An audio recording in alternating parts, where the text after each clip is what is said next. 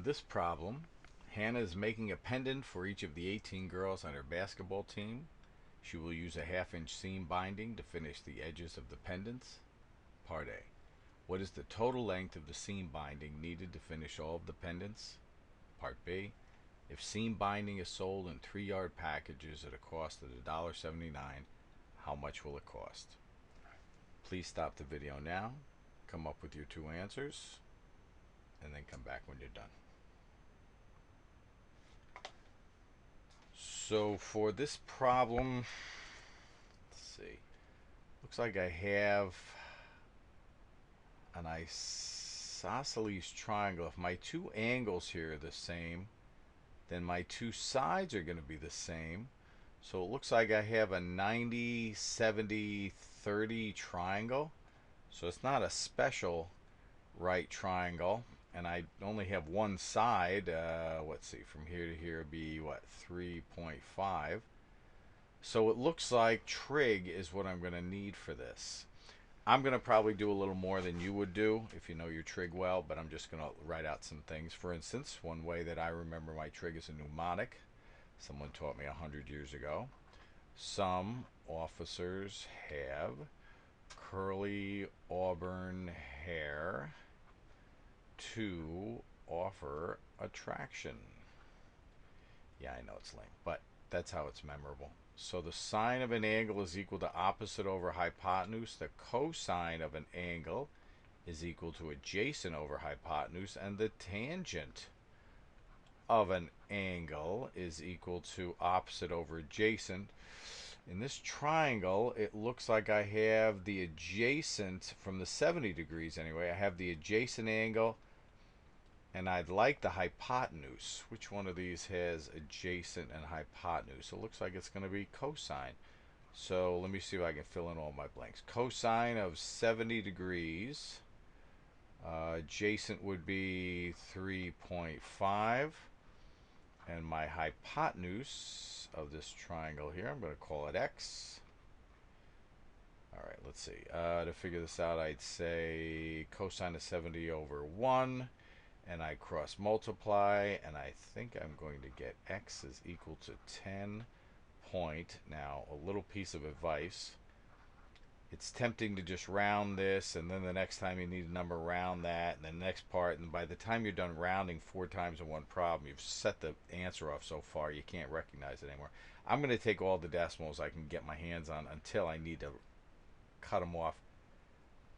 X is 10.23, let's see, so therefore for one of these triangles, let's see, that's 7 and 10.2333 and 10.2333, so I believe all the length around, let's see, this is going to be for, that's going to be for X rather.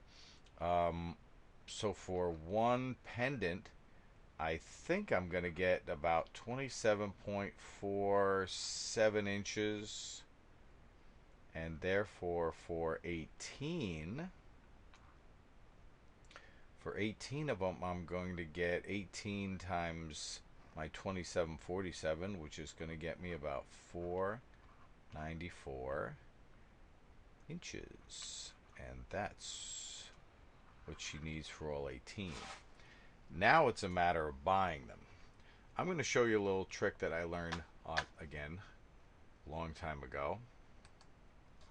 Basically, it's called stoichiometry, and I'm going to be multiplying by 1, but I'm going to use a very special one, so I'm doing problem B. So I'm going to take 494 inches, and I'm going to make this ridiculously long table. Now somebody else is going to do this in a heartbeat. Somebody else can do it in their head. Which is larger, a foot or 12? Which is larger, a foot or 12 inches? And I hope you say they're the same. What's larger, 1 yard or 3 feet? And I hope you'll say those are the same. And in this particular problem, 179. Okay, that's a mess. try that again. $1.79 is the same as 3 yards. So basically I have something divided by itself here. So that's 1, 1, 1. If I did curved lines, would it look more like fractions? So basically I'm multiplying this final answer by 3 fractions, all of whose value is equal to 1. So I'm going to take this answer that I got there, the 494, and I'm going to multiply it by 1 3 times. Basically what I'm going to do is multiply all the numerators together, all the denominators together, and you can see that I've set this up right because my yards cancel, my feet cancel, my inches cancel, and the only thing I'm going to be left with in this problem, which is what I was hoping I'd be left with, is money, is dollars. And it looks like my grand total for this problem is going to be $8.95.